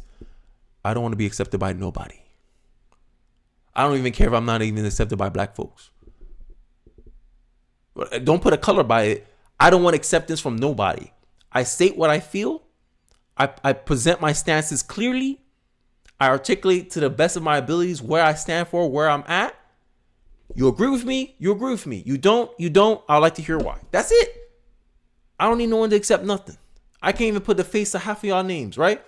But I'm looking for white acceptance. How you know my audience is white? For all I know, everyone who's speaking in my chat right now is a black lesbian. Who knows? Who knows? But look at all the assumptions that goes wild in the liberals' head when they're trying to find an angle to smear you because they can't really refute what you're saying. They can't really argue on the merits of the conversation or on the stances. As a black person, how is racism a big problem in your life? Go. Oh, a white man said I can't pass math because I'm a black man. You have two options. Either you're going to prove him right or you're going to prove him wrong. What are you doing to prove him wrong? Are you studying? Are you practicing the math problems? Are you engaging with the material and actually taking the time to study and learn? Asians spend more time on Asians spend more hours at doing homework than other groups of people. Are you spending as much time as the Asians, who are the race that's most successful in the academic realm in our country? Oh, wait, no? Then why are you surprised that there's a racial disparity in outcomes for tests, for academics, for learning proficiencies of various subjects? Make it make sense. Your behavior defines your outcomes, not your skin color.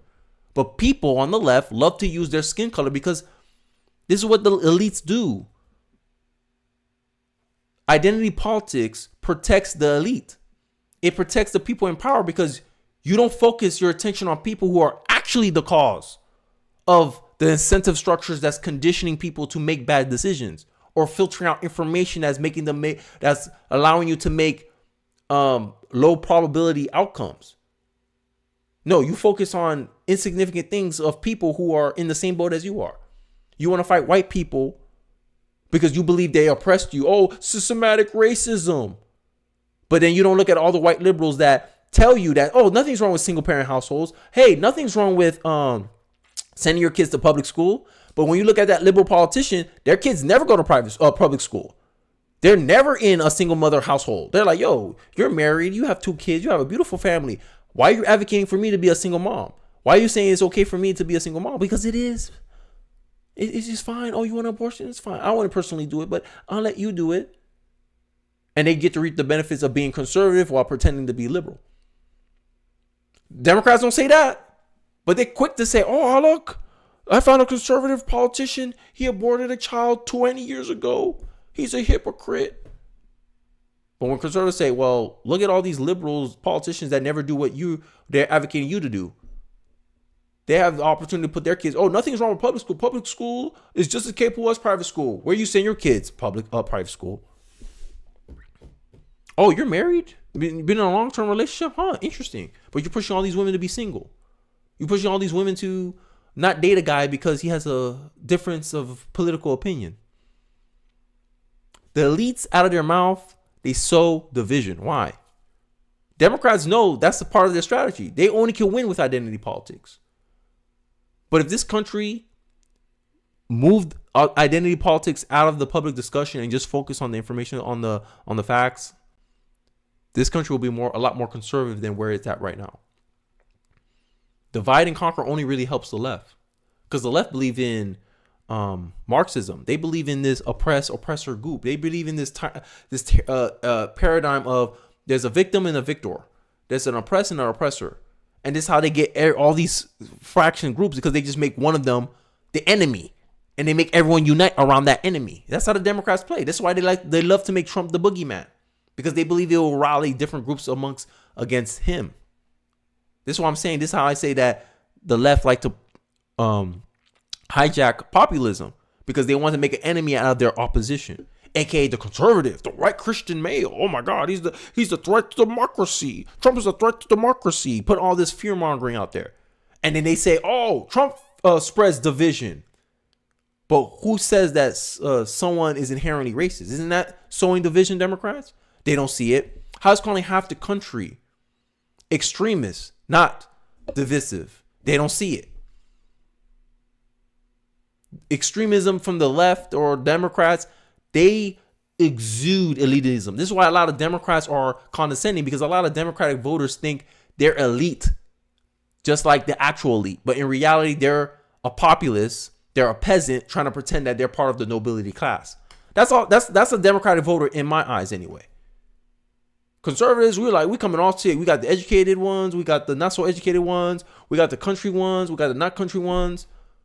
We got the rural conservatives. We got the urban conservatives. We all get along. We all know, hey, we all ain't going to agree, but we know one thing. We love this country. We want the best for this country.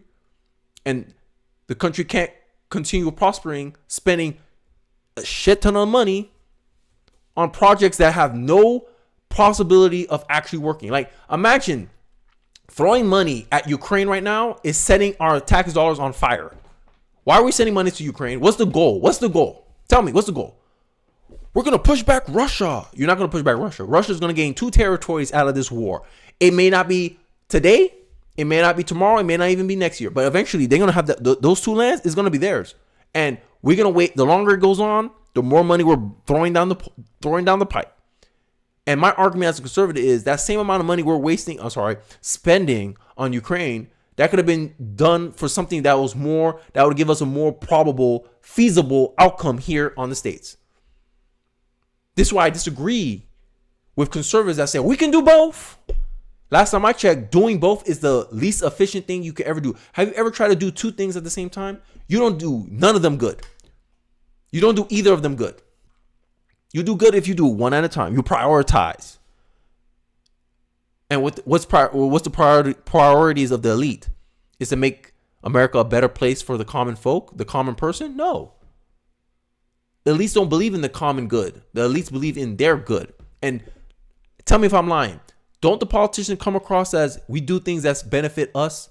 We do things that are good. That's anytime you hear bipartisan, it means all the politicians benefit from this. Most politicians in the party benefit from this at the expense of who?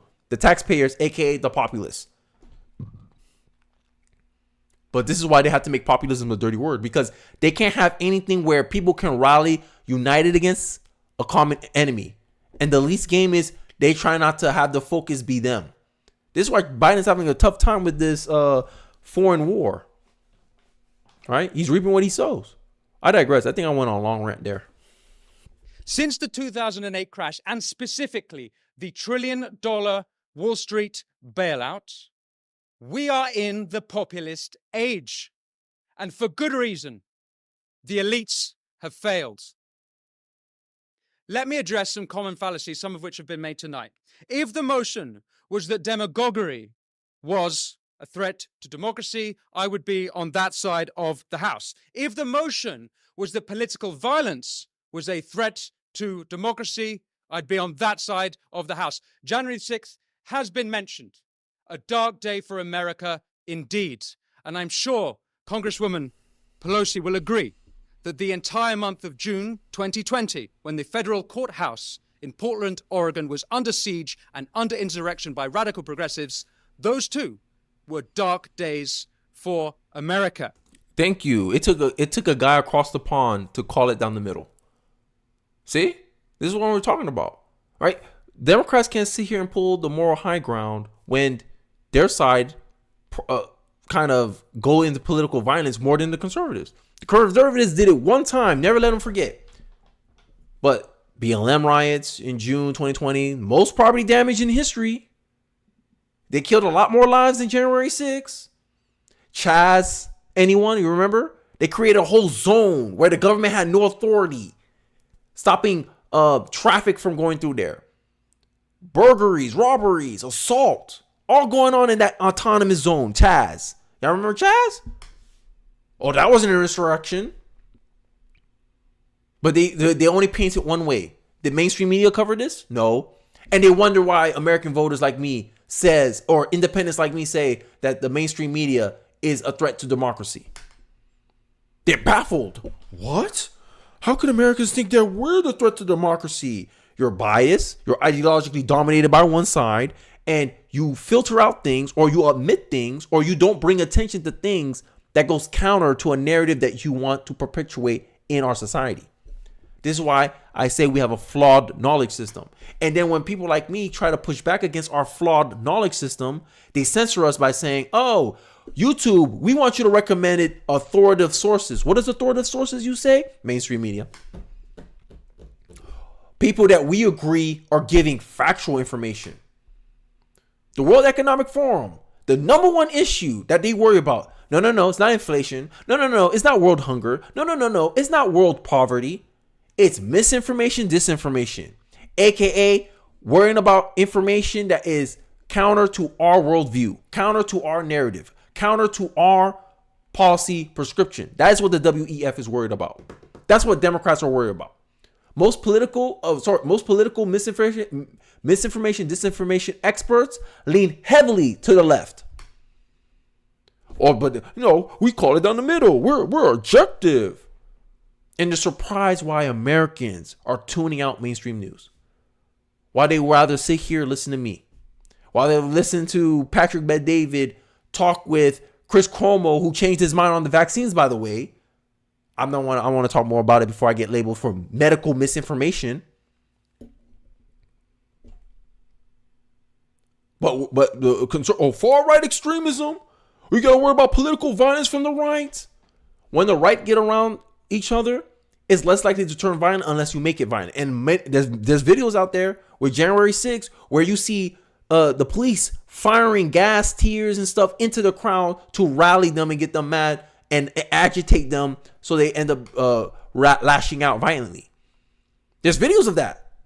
If you show me the same video for BLM, I'll say this. I'll call it down the middle exactly the same way. I say, oh look, the police antagonize BLM. This is why they end up rioting so aggressively back. Craziness. But where's this condemnation for the radical progressive leftists? Crickets. And they wonder why we said the mainstream media is a threat to democracy. Now in 2024, what comes around goes around. Do unto others that you want them to do unto you. That's an axiom. That's wisdom. Because eventually what you don't check will eventually become the monster that eats you. And look at Joe Biden right now. These same radical progressives, they've always been radical. They've always been extreme. Now they come for the wrong person. They come for the wrong people. Now everyone sees it. Now it's clear as day. Oh my God. Now Hillary Clinton now wants to speak out against the far left. Oh, these people don't know history. They're miseducated about all this information, all these facts. Oh, where was that for the founding fathers, calling the founding fathers racist, saying that America was based on slavery, was founded on slavery. Where was this pushback then? Oh no, now they touch something that you like, Democrats. Now you want to come at them. Now you want to hold them accountable. Now they're protesting in your house when they were protesting the Supreme Court justices over a ruling they had that gave them more power to decide abortion, but they didn't like it. Now you're getting the same energy that you was telling them to give the conservative Republican Party. Now you want to call out your radicals. And it's too late. You embolden them too much. Now they're seeing you like, yo, mom and dad, aka the Democratic Party, you treating us different. Why are you switching up? You didn't check me when I was doing it in Seattle, when I took over the Portland stuff. Why are you mad at me now? You switched up on me. Like a parent that finally corrected their badass kid after the 100th time he broke the rules. Now the kid looking at you strange like, you don't do this. You don't discipline me. Comment section. Andrew Herbert. Kenny, I grew up under the LLK content of your character, color, or skin definition of racism. What is current there? It seems like the definition continues to shift. The definition continues to shift because the Democrats care about the definition means what I need it to mean. Racism now means that if you and I, if you're a white guy and I'm a black guy, and you have a different outcome than me, it's because of racism. Yes, it's because of racism. That means if you make more money than me, oh, look at this racial disparity. White people make more money than me, right? But logical Kenny goes, well, the older you get, let's play a game. What if you're making more money because of your age? Is that a factor? Yes, because stats show that older Americans tend to make more money than younger Americans. Okay, we agree on that point, right? Because this is what the left do. The left will never want you to find a common thing you can agree on. Everything is a debate. Everything. Like literally, they'll fight you on anything. I know this from firsthand experience. They'll fight you on anything. When you're trying to establish a common foundation, they'll fight you every single day. Oh, that's not necessarily true. Well, in general, it is true. In general, older Americans make more money than younger Americans. Okay. Got that out of the way. Now, what is the average age of the black community versus the average age of the white community? Whatever the number is, I'll bet you that the average age of the white community is higher than the average age of the in the black community. So if the average age in the black community is 34 years old, 34 years old, and the average age in the white community is 52 years old, can I not say, hey, the reason why there's a racial disparity between white people and black people, the black community and the white community, is because the white community has just more, on average, older people, and older people tend to make more money. Boom. I debunk racism. But they'll change the definition again. They're like, no. We have to be equal across all society. And then you go, name me a society that all the individuals had equal outcomes across the board. Go. The fact that you get a college degree supposedly opens you up to higher paying jobs. So therefore, even if I had the same skin color as you, even if you came from the same location as me, If I get a college education, I'm more likely to have a higher income than you who didn't get a college education. That wasn't based on race. That wasn't based on any different factors. It's just because I made a different decision. And then when my black butt says, hey, your race doesn't decide your outcomes, your behavior, your actions, your decisions decide your outcome. I get called a coon online. Yeah, that makes sense. Like this is what when these race hustlers, Democrats talk about, oh, y'all don't want to have this conversation about race. Nah, you don't want to have this conversation about race, because every racial issue you try to make a thing about criminal justice, even going down to speeding tickets, getting pulled over by the cops. A lot of it is due to your own behavior, for the most part, anyway. But hey, this is the time we live in. Okay, I'm still confused. That's the point. The point is to make you so confused that it just becomes, hey, if you disagree with the narrative that a black person states, you're being racist because you're invalidating their lived experience. It's not based, like, the definition of racism is not about logic anymore, not about objective reality anymore, not about the definitions anymore. Racism has become a feeling now, an emotion. If I feel like you're racist, therefore you are, because I'm a black person and you're a white person, which is racist, by the way. But hey, right? This idea that white people are inherently racist, not because of something of no fault of their own, it's because it's just how you've been raised or socialized. This is a new thing they done. But if you look online, you'll be more confused. If you go on TikTok right now, Andrew, you'll be even more confused, right? There'll be people saying that, hey, if you're a white person and you walk on the same sidewalk as a black person, you're being racist. Literally, based on how the black person perceive you, it doesn't matter anymore. It just goes based on how that person feels. We're a society being run by our feelings. This is why I said self-esteem culture needs to die.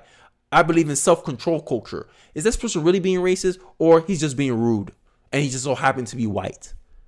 Let's go back to that. Let's go back to those days. Not this day and age now where we live, like, where we assume the worst out of people. I went on a whole rant about race, but hey, we're talking about radical people here. Yes. There is no equivalence of it. So that, yes. So you don't agree?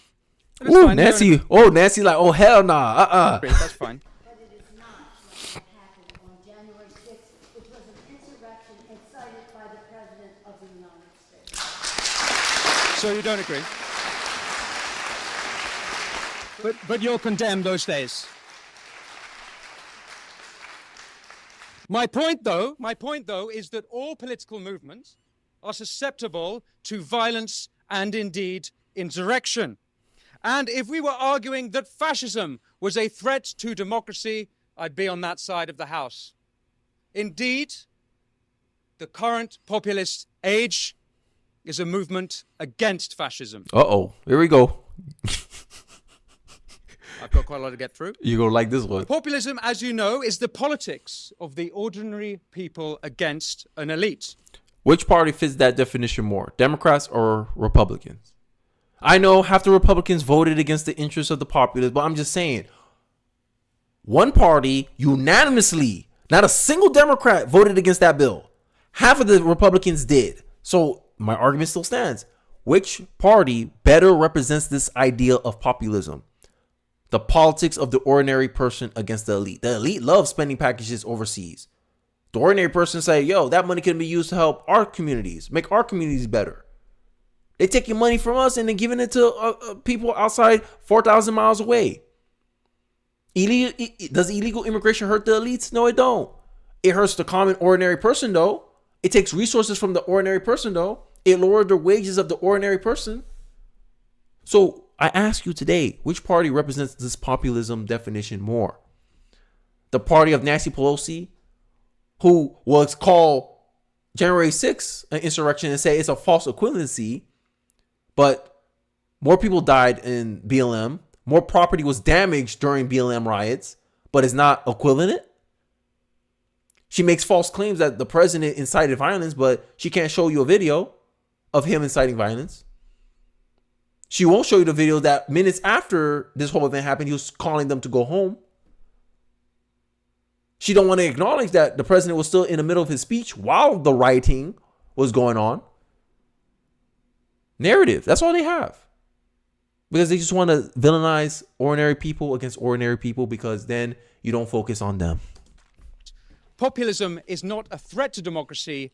Populism is democracy. And why else have universal suffrage if not to keep elites in check? Ladies and gentlemen,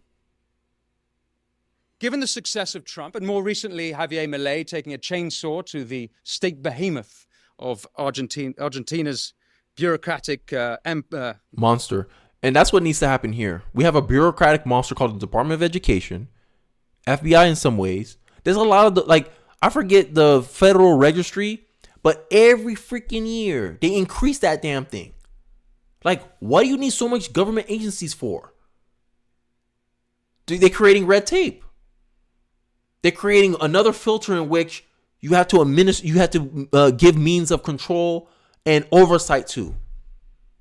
Creating these useless jobs that Joe Biden is bragging about. Like this is the bureaucracy monster that we're talking. This is the deep state. This idea that, we can keep creating more roles and responsibility for the government and it's going to make a more effective system. No, it doesn't. The more oversight that the government have, the less efficient things become. I'm just saying. This is why the private markets do things better. Look at SpaceX. SpaceX is a perfect example. When the government built a spaceship, they do it maximum cost, inefficient, barely functional. SpaceX built a spaceship. It's reusable, it's cheaper, and it's more efficient, and it gets a better outcome compared to the amount of money the government do. Head to head, private market versus government lose every single time. Because that's not the government's role. The government's role is to be the referee. When you're the referee, you're not as good as the player. You're just there to manage the game, making sure everyone plays by the rules outlined by the game. That's the role of the government. The government is a referee. The government's not going to come in and he say, I'm the sixth player. LeBron, pass me the ball. No, that's not how the government works. That's not how the government's supposed to work. Like I said, no one likes a basketball game where the ref decided the game. No one. That's how the government's trying to be. The government's trying to decide the game. This is the point of bureaucracy. They're trying to decide the game. They're trying to decide, government, you private companies, you're buying up all the competition. You're becoming a monopoly. We got to break you up. While government is an unnatural monopoly. At least with a monopoly, you have enough market share where consumers are willingly giving you their money. Or a government, you get elected, sure, but you got these government officials giving up their power to these bureaucrats who you did not elect, who they're not accountable to you or anybody by that matter, but they're here they're here dictating your life. The Transportation Bureau says that you're not allowed to drive gas cars after 2045. You must buy an electric car now. My gas car works fine. Well, the government wants you to drive an electric one. I don't make the rules around here. And then what they do? Enforce it. Make your life as inconvenient as possible until you do what they want. This is the pathway to bureaucracy. This is what it is. Monster. You'd be mistaken for thinking this was a right-wing populist age. But that would be ignoring Occupy Wall Street. That would be ignoring Jeremy Corbyn's For the Many, Not the Few. That would be ignoring Bernie against the billionaires, RFK Jr. against Big Pharma, and more recently, George Galloway against his better judgment. Now,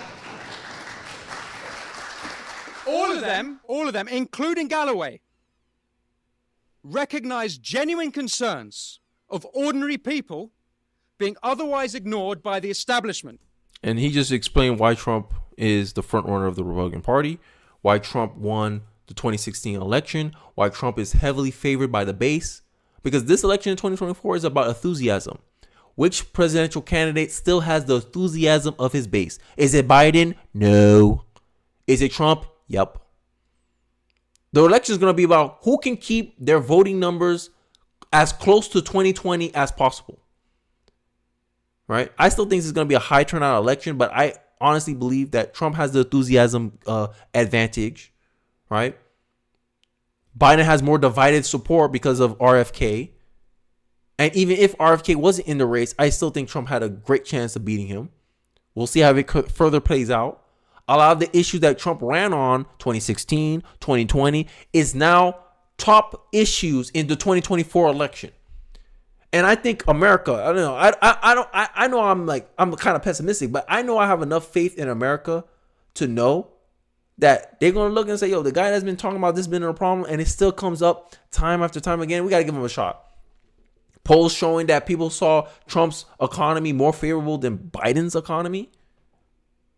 Like, tell me, is that not populism? Come on. Of ordinary people being otherwise ignored by the establishment. Who's being ignored right now? The American people.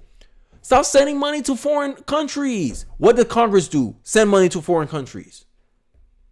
Do the Democrats represent that view? No. Democrats voted one in lockstep. Not a single Democrat voted against spending money for foreign affairs. Half of the Republicans did. That's better than nothing. That's what I will say. But I've been on a rampage, guys. I've been on here for almost 2 hours. So I'm going to log off right now. I hope you guys enjoy your weekends. I appreciate you guys for staying tuned with me, hearing me, vent a little bit. I already would hear your thoughts in the comment section or in the chat before I head out. I hope you guys enjoyed the live streams. I hope you guys have a good weekend, and I hope to see you guys next week. Bye-bye, peace, and take care. Goodbye.